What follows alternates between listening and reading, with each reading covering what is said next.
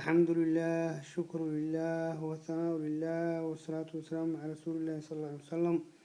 اللهم علمنا ما ينفعنا وانفعنا بما علمتنا وزدنا علما.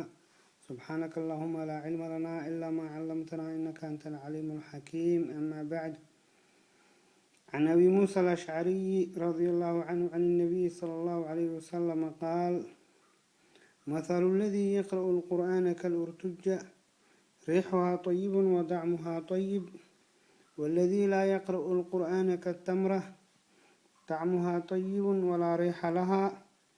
ومثل الفاجر الذي يقرأ القرآن كالريحانة، ريحها طيب وطعمها مر. ومثل الفاجر الذي لا يقرأ القرآن كمثل الحنظلة،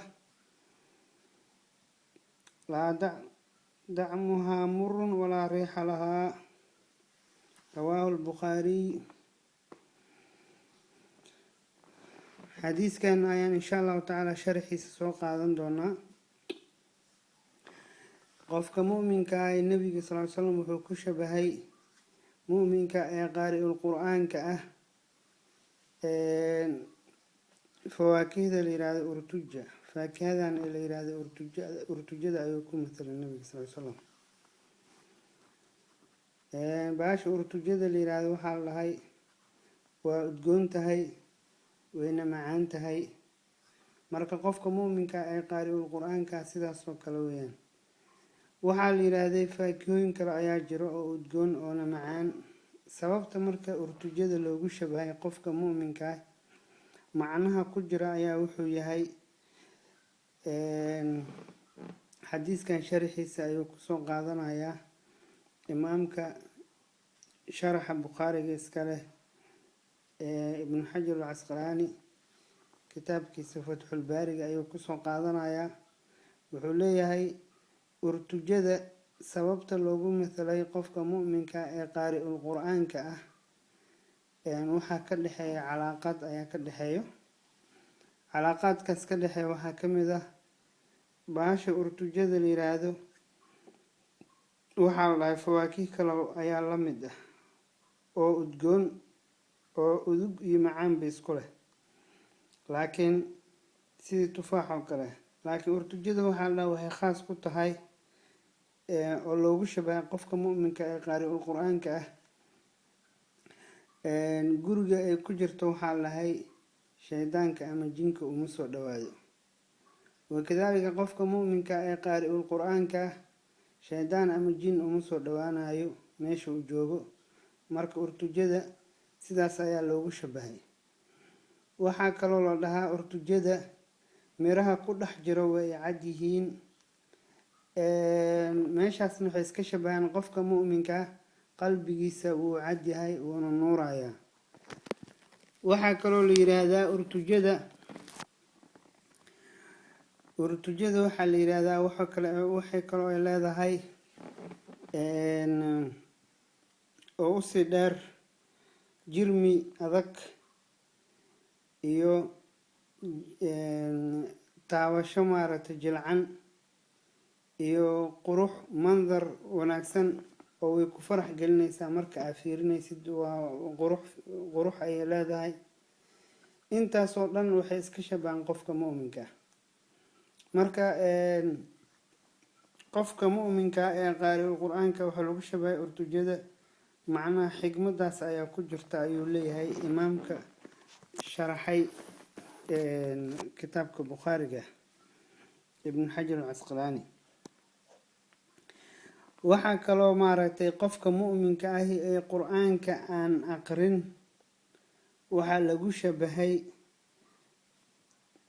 والذي لا يقرأ القرآن كالتمرة طعمها طيب ولا ريح لها. qofka muuminka ee quraanka aan aqrin waxaa lagu shabahay timirta oo kale. waxaa la timirta way macaan tahay, dhadhan wanaagsan ayay leedahay, way macdaa, laakiin wax uduga ma laha.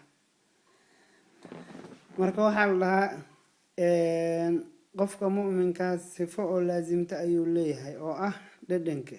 muuminkii oo qaari'ul quraanka ah iyo kan aan quraanka aqrin labadaba waxay ka siman yihiin sifada oo ah dhadhanka way dhadhan wanaagsan yihiin maxaa yeelay qofka mu'minka ah xalaawatul iimaan ayuu leeyahay mar walbo iimaanka ayuu dhadhamiyey dhadhanka iimaanka ayuu leeyahay mar walbo ama qur-aanka aqri ama yuu aqrin laakiin qofka mu'minka ee qaari'ul qur-aanka wuxuu dheeryahay sifo kale oo ah dhadhan iyo udug labadaba wuu isku haystaa waa sifo aad iyo aad u wanaagsan oo qofkii dhadhankii udugii labadaba wuu isku haystaa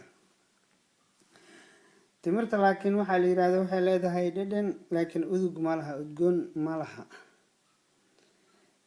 xadiidka qaybtiisa dambe nabiga sal ly slam wuxuu ku mithaaliyey munaafaqa ee qur-aanka aqriyo iyo midka aan aqrin munaafiq qur-aanka aqriyo waxaa lagu mithaaliyey ka mathali rayxaana baasha geedka rayxaanada la yidhaahdo waxaa layidhaha geedkaas waa geed aad iyo aad u qaraar badan laakiin aad iyo aadna uu udgaa waa geed udug badan oo qaraar badan waxaa la rayxaanada xayawaanka xitaa ma daaqaan aa la dhahay ma daaqaan qaraarkiisa xayawaanka xitaa ma daaqaan marka munaafaqa qur-aanka akhriya wuu udgaayayaa la dhahay rayxaanadaas oo kale laakiin gudahana wuu ka qaraar yahay ilaan waa munaafaq gudaha wuu ka qaraar yahay iimaankii ayaa ka maqan dhadhankii iimaanka ayaa ka maqan marka gudaha wuu ka qaraar yahay waxaa kaloo xadiiska uu ku shabahay qofka munaafaqa ah ee qur-aankana aan aqrin baalka la yidhaahdo qaradameeraadka xandalaha geedkaas xandalaha qaradameeraadka waxaa lahay alxandala isagana wuuna qaraar yahay udugna ma laha marka waa geed qara oo maaragtay xayawaanka bis ee cunaan oo qaradameeraadka loo yaqaano wuu qaraar yahay udugna ma laha marka qur-aanka kariimka ah barashadiisa qiimo weyn ayuu leeyahay oo qofka mu'minka ah ee qur-aankana akhriya yacni xadiiska nabiga sal ly slam sidaas ayuu u ammaanayaa inuu maaragtay isku leeyahay labadiba dhadhan iyo udug insha allahu tacaala aan ku dadaalno qur-aanka barashadiisa iyo akhrintiisa iyo fahamkiisa si aan udug iyo dhadhan labadaba iskugu helno wabillahi towfiiq asalaamu calaykum waraxmat ullaahi wabarakaatuh wallahu aclam bisawaab